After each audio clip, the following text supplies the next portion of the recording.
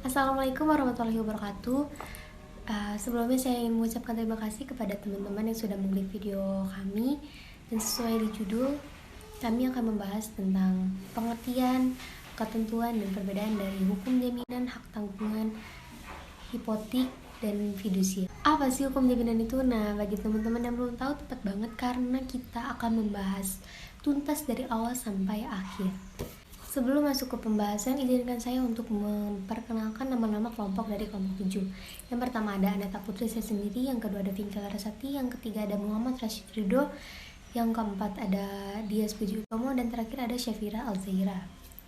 Dan selanjutnya saya akan membacakan daftar isi dari materi yang akan kami bahas selanjutnya. Pertama ada dasar-dasar hukum jaminan, yang kedua ada hak tanggungan, ketiga ada hipotek, gadai, dan fidusia, dan terakhir ada perbedaan-perbedaannya. Langsung saja daripada berlama-lama, yuk kita simak video pembahasannya.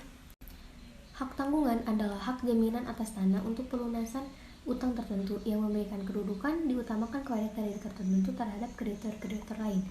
Misalnya, jika debitur cedera janji atau tidak menepati janjinya, kreditor pemegang hak tanggungan berhak menjual melalui pelelangan umum tanah yang dijadikan jaminan menurut ketentuan perundang-undangan yang bersangkutan dengan hak mendahului terhadap kreditor-kreditor lain. Terdapat pada UU Nomor 4 Tahun 1996 tentang hak tanggungan atas tanah beserta benda-benda yang berkaitan dengan tanah. Baik, di sini saya akan menjelaskan apa sih itu hukum jaminan. Hukum jaminan ini dijelaskan oleh sejumlah ahli. Saya akan memberikan pendapat dua ahli. Yang pertama, menurut J. Satrio, hukum jaminan adalah aturan hukum yang mengatur jaminan piutang kreditur kepada debitur. Dan yang kedua, saya akan menjelaskan menurut pendapat Profesor M. Ali Mansur, hukum jaminan adalah aturan yang mengatur hubungan hukum antara kreditur dan debitur ketika agunan diperlukan dalam pemberian kredit. Jadi, pada hakikatnya, hukum jaminan adalah suatu peraturan hukum yang mengatur hubungan antara penjamin atau debitur dan penerima jaminan atau kreditur sebagai akibat dari pengenaan hutang atau kredit tertentu dengan jaminan benda atau orang tertentu. Lalu, mengapa sih di suatu negara harus ada hukum jaminan? Hukum jaminan penting dalam pembangunan ekonomi suatu negara, terutama di Indonesia sendiri, yakni yang pertama untuk menunjang kemajuan ekonomi, dan yang kedua menunjang kegiatan penkreditan, yang ketiga untuk kegiatan penanaman modal, yang keempat menunjang kegiatan pembangunan perumahan rakyat, dan yang kelima menunjang perlindungan terhadap ekonomi lemah. Arti penting hukum jaminan lainnya ialah yang pertama, di dalam perkembangan ekonomi perdagangan selalu diikuti dengan perkembangan kebutuhan pembiayaan usaha atau kredit usaha.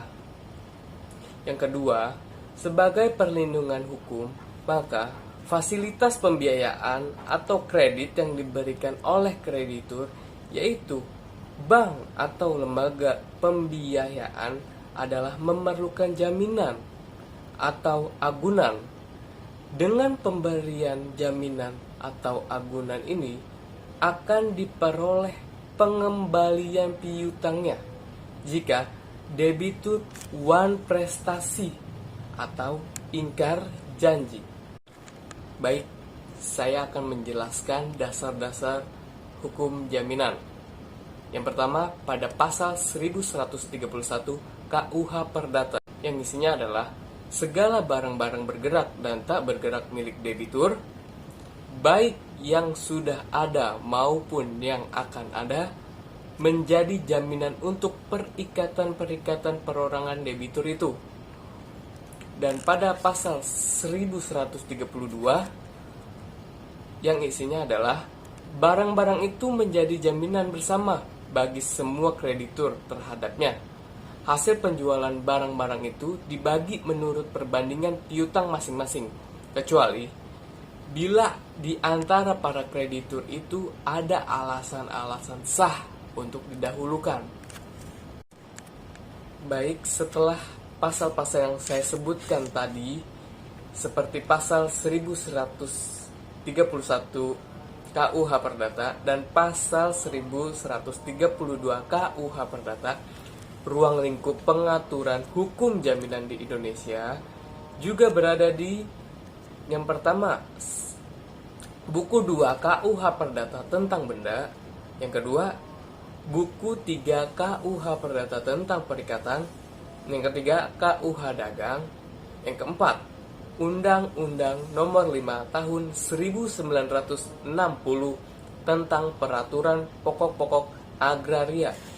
Yang kelima, ada di Undang-Undang Nomor 4 Tahun 1996 tentang hak tanggungan atas tanah beserta benda-benda yang berkaitan dengan tanah. Yang keenam, ada di Undang-Undang Nomor 42 Tahun 1999 tentang jaminan fidusia. Yang ketujuh, pasal 49 Undang-Undang Nomor 21 Tahun 1992.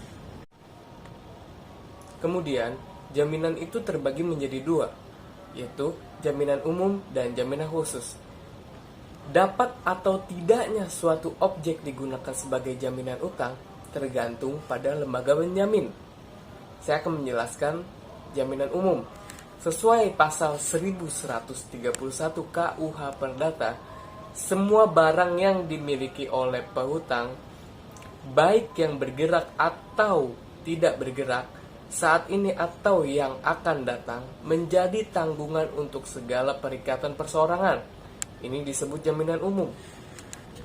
Yang kedua, jaminan khusus. Ada pasal-pasal dalam hukum jaminan yang mengatur kebendaan. Yang kedua, jaminan khusus. Ada pasal-pasal dalam hukum jaminan yang mengatur kebendaan yang dijadikan agunan hutang atau yang dikenal sebagai jaminan kebendaan.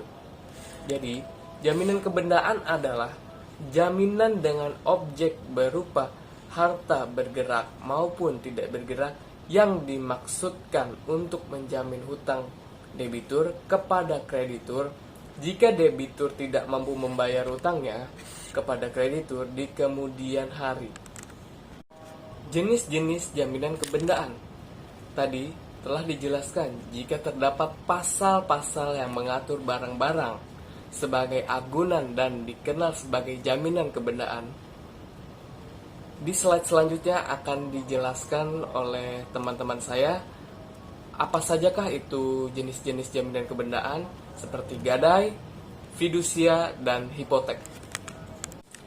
Baik, hanya itu yang dapat saya sampaikan tentang hukum jaminan. Materi selanjutnya saya serahkan kepada teman-teman saya. Assalamualaikum warahmatullahi wabarakatuh. Nama saya Muhammad Rashid Ridho yang akan menjelaskan tentang bagian hipotek dan gadai. Hipotek. Secara definisi, hipotek adalah suatu hak kebendaan atas benda-benda tak bergerak untuk mengambil pergantian bagi pelunasan suatu perikatan. Hipotek bersifat aksesorir, yang artinya bahwa perjanjian hipotek merupakan tambahan dari perjanjian pokok. Terdapat pada pasal 1162 di Kitab Perdata Undang-Undang Hukum. Ketentuan-ketentuan hipotek ada dua. Yang saya tulis yaitu hanya atas benda-benda yang tak bergerak, dan hipotek hanya dapat diberikan oleh pemilik benda tersebut. Lalu ada ketentuan-ketentuan umum di bab ke-21 tentang hipotek di Kitab Undang-Undang Hukum Perdata. Di pasal 1162 tadi, itu adalah definisi tentang hipotek tersebut.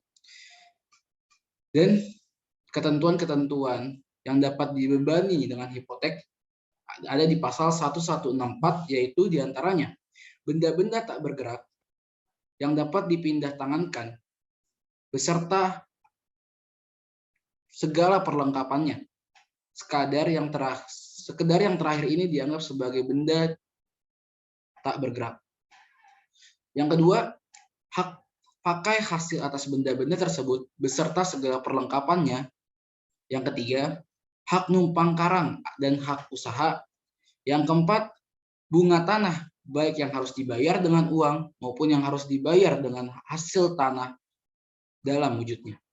Yang kelima, ada bunga per 10. Yang keenam, pasar-pasar yang diakui oleh pemerintah beserta hak-hak istimewa yang melekat padanya. Di pasal 1165, setiap hipotek meliputi segala perbaikan di kemudian hari pada benda yang dibebani. Juga segala apa yang menjadi satu dengan benda itu karena pertumbuhan atas pembangunan. Di pasal 1146, bagian yang tak terbagi dalam suatu benda tak bergerak yang menjadi kepunyaan beberapa orang bersama-sama dapat dibebani dengan hipotek. Selain benda itu dibagi, maka hipotek tersebut hanya tetap terletak di atas bagian yang jauh pada si berutang yang memberikan hipoteknya dengan tidak mengurangi ketentuan pasal 1341. Di pasal 1147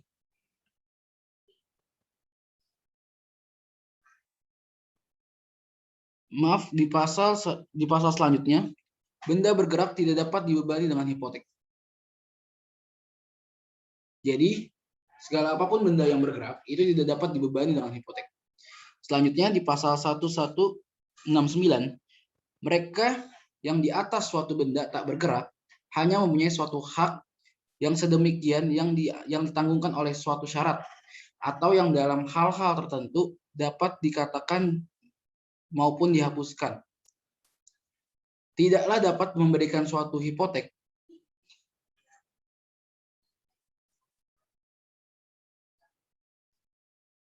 yang tunduk pada syarat-syarat pembatalan atau penghapusan yang sama. Dan pasal-pasal berikutnya ada di buku-buku kitab Undang-Undang Hukum Perdata di bagian bab ke-21 tentang hipotek. Ini adalah ketentuan-ketentuan umum yang saya ambil. Selanjutnya yang akan saya jelaskan tentang gadai. Gadai, istilah gadai berasal dari terjemahan dari kata pen, bahasa Belanda, atau paul, bahasa Inggris. Gadai adalah hak yang diperoleh oleh seseorang yang mempunyai piutang atas suatu barang yang bergerak. Barang bergerak tersebut diserahkan kepada orang yang berpiutang oleh seseorang yang punya utang atau oleh seorang lain atas nama orang yang punya utang. Itu ada di Kitab Undang-Undang KUHP, Kitab Undang-Undang Hukum Perdata, pasal 1150. Ada dua ketentuan gadai yang saya cari, yaitu berdasarkan ketentuan pasal 1150 KUHP Perdata menyatakan bahwa persetujuan gadai dibuktikan dengan segala alat yang diperbolehkan bagi pembuktian persetujuan pokoknya. Jadi maksudnya alat-alat yang diperbolehkan itu harus melalui persetujuan. Yang kedua, ada benda gadai harus diserahkan pemberi gadai kepada pemegang gadai sesuai dengan ketentuan pasal 1152 ayat 1 dan ayat 2 KUHP Perdata yang menyatakan bahwa hak gadai atas benda-benda bergerak dan atas piutang-piutang bahwa diletakkan dengan membawa barang gadainya di bawah kekuasaan si piutang atau seseorang pihak ketiga tentang siapa telah disetujui oleh kedua belah pihak. Ini adalah bab ke-20 tentang gadai di kitab KUHP. Di pasal 1150 adalah pengertian gadai. Di pasal 1151 persetujuan gadai dibuktikan dengan segala alat yang diperbolehkan bagi pembuktian persetujuannya. Ini tadi yang saya jelaskan. Yang 1152 hak gadai atas benda-benda tak bergerak di atas piutang bahwa diletakkan dengan membawa barang. Nah, ini juga bagian yang saya jelaskan tadi. Dan di pasal 1152 hingga 1161 itu menjelaskan tentang ketentuan-ketentuan umum tentang gadai. Jadi itu yang dapat saya sampaikan Selanjutnya tentang fidusia akan dilanjutkan oleh kawan saya. Terima kasih, kurang lebihnya mohon maaf. Assalamualaikum warahmatullahi wabarakatuh. Baik, selanjutnya saya di sini akan menjelaskan tentang pengertian fidusia.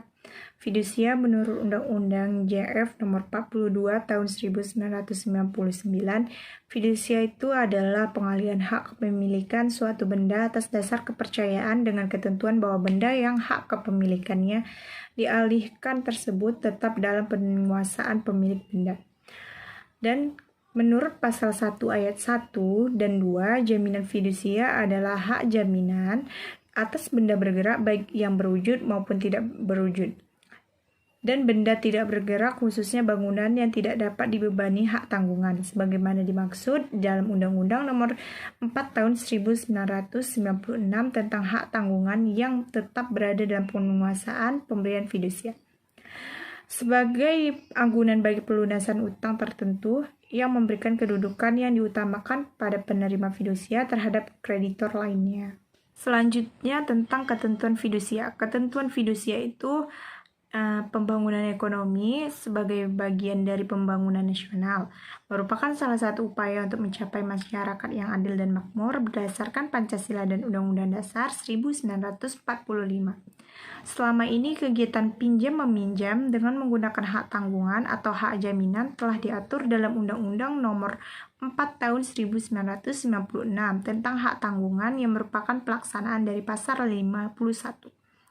Undang-Undang Nomor 5 Tahun 1960 tentang Undang-Undang Pokok Agraria dan sekaligus sebagai pengganti dari lembaga hipotek atas tanah dan kredit BN. Baik, saya Pinky Larasakti akan menjelaskan tentang perbedaan dari fidusia, gadai, hak tanggungan, dan hipotek. Yang pertama yaitu ada fidusia. Jaminan fidusia itu telah diatur dalam Undang-Undang Nomor 42 Tahun 1999 tentang jaminan fidusia. Berdasarkan pasal 1, angka 2, Undang-Undang Jaminan Fidusia, jaminan fidusia adalah hak jaminan atas benda bergerak, baik yang berwujud maupun yang tidak berwujud. Dan benda tidak berwujud, khususnya bangunan yang tidak dapat dibebani hak tanggungan, sebagaimana dimaksud dalam Undang-Undang Nomor 4 Tahun 1996 tentang hak tanggungan yang tetap berada dalam penguasaan pemberi fidusia, sebagai anggunan bagi pelunasan utang tertentu, yang memberikan kedudukan yang diutamakan kepada penerima fidusia terhadap kreditor lainnya. Apabila dilihat dari pengertiannya, objek jaminan fidusia bisa merupakan objek yang sama untuk gadai. Namun, yang membedakannya adalah dalam jaminan fidusia, barang yang menjadi objek jaminan fidusia tetap berada dalam penguasaan pemberi fidusia atau debitor. Sedangkan dalam gadai, objek gadai berada dalam penguasaan pemegang gadai atau kreditor.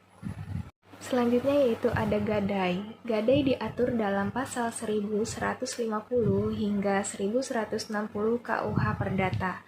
Dalam pasal 1150 KUH Perdata dijelaskan bahwa gadai adalah suatu hak yang diperoleh kreditur atas suatu barang bergerak yang diserahkan kepadanya oleh kreditur atau oleh kuasanya sebagai jaminan atas utangnya dan yang memberi wewenang kepada kreditur untuk mengambil pelunasan piutangnya dan barang itu dengan mendahului kreditur-kreditur lain, dengan pengecualian biaya penjualan sebagai pelaksanaan putusan atas tuntutan mengenai pemilikan atau penguasaan dan biaya penyelamatan barang itu, yang dikeluarkan setelah barang itu sebagai gadai dan yang harus didahulukan.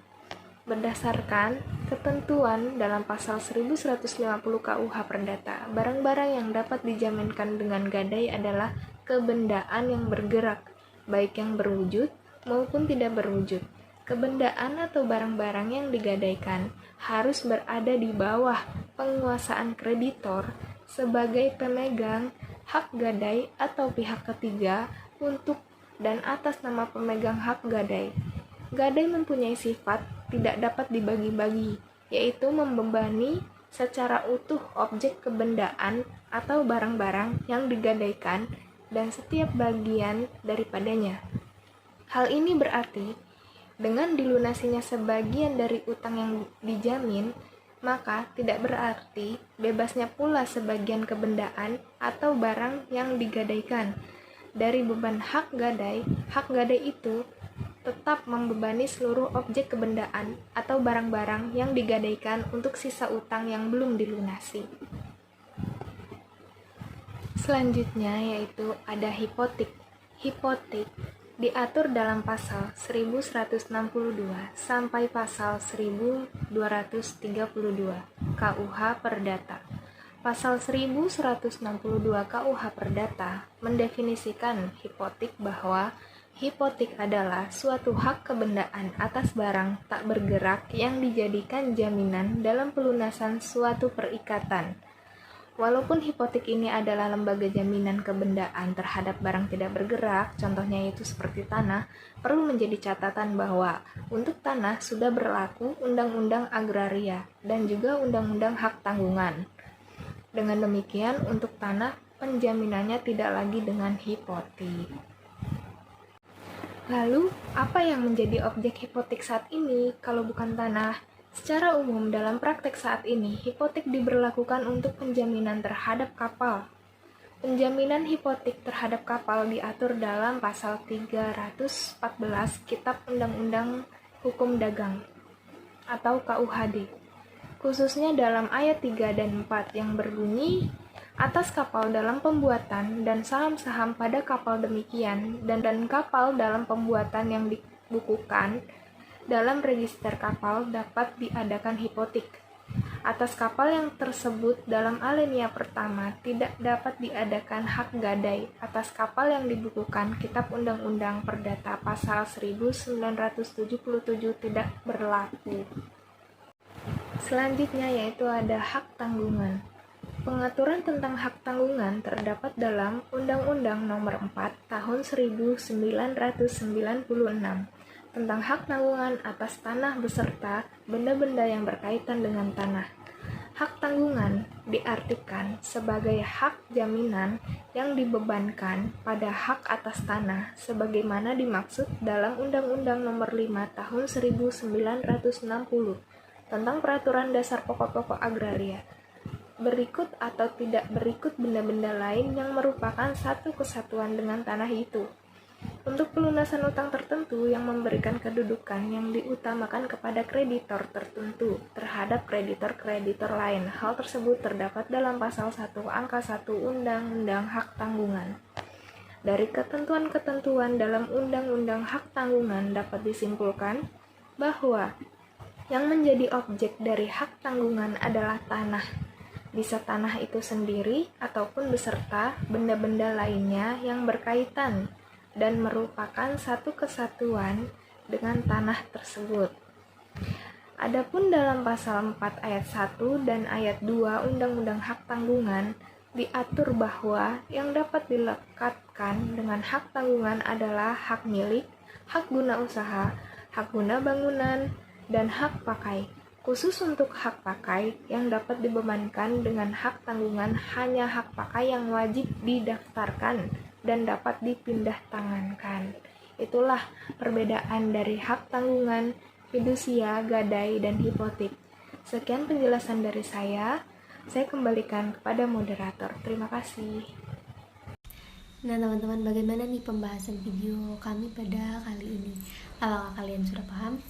Terima kasih juga kepada teman-teman yang sudah menonton video kami dari awal sampai akhir.